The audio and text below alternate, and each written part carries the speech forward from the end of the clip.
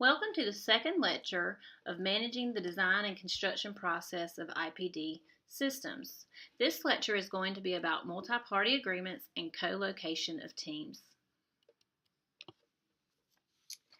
Catalysts for IPD are those that can greatly benefit optimizing project results, and we mentioned this in the first lecture. One of those is the multi-party agreement. The multi-party agreement is a contract between all key project participants that includes all of IPD contractual and behavioral principles. You should have the owner, design team, and contractor all sign one agreement in order to get all parties on the same page to foster real-time communication and eliminate waste. The contract is relational in nature, defining behaviors, requiring intense collaboration, and incentivizing the parties for positive behaviors that are measured by the ultimate success of the project. Decisions should be made by consensus with the core group in the best interest of the project. Responsibilities are made contractual obligations. Risks is managed by the core group in the best interest of the project instead of it being shifted to the party least able to manage or control it, like happens in some of the other project delivery methods. And finally, the contract requires significant trust between the parties.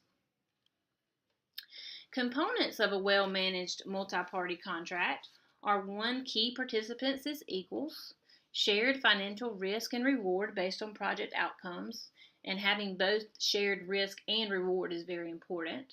Financial transparency, so everyone knows who's getting paid what.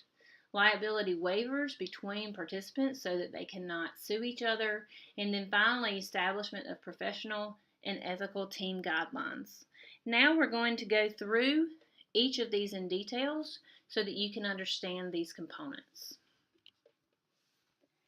So key participants as equals. To have a successful IPD project, the parties must develop a level of trust among each other so they know that they will not be taken advantage of during the project, even though all of their concerns might not be met in the contract. So the key to achieving this is goal alignment. Encouraging behaviors that will result in achieving project goals. IPD seeks to align a project team with the owner's goals. Project goals should be clearly defined. The metrics for measuring each goal's success should be clearly defined. Attaching money to achieving each goal encourages behaviors that will lead to the success of the project. Shared risks and reward based on project outcome. To have a successful IPD project, the independent silos of risk and responsibility among the parties has to be removed. The key to achieving this is a cohesive organization that is more integrated. This leads to key participants having trust in one another because the risks and rewards are shared. Either the integrated team members rise to the top or they sink together in IPD. Financial transparency. To have a successful IPD project, maintain an open book environment to increase trust and keep contingencies visible and controllable. By replacing value engineering with target pricing or target value design processes, this allows the team to collaboratively make budget decisions to meet the project goals. This leads to an open book environment and increased trust. Liability waivers between participants. To have a successful IPD project, project participants must agree not to sue one another. The key to achieving this is to define and stipulate the responsibilities and liabilities of each party within the context of an integrated team that defines liability to the owner. Many teams in IPD use an integrated form of agreement known as IFOA contract for this purpose.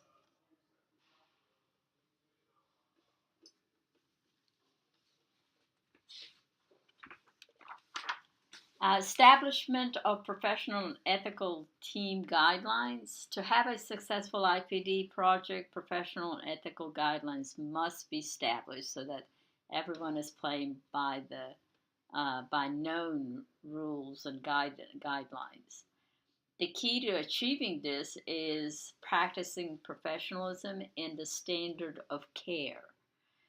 The standard of care is a legal term defined as that same level of care employed by reasonably prudent professionals practicing in the same field in the same area.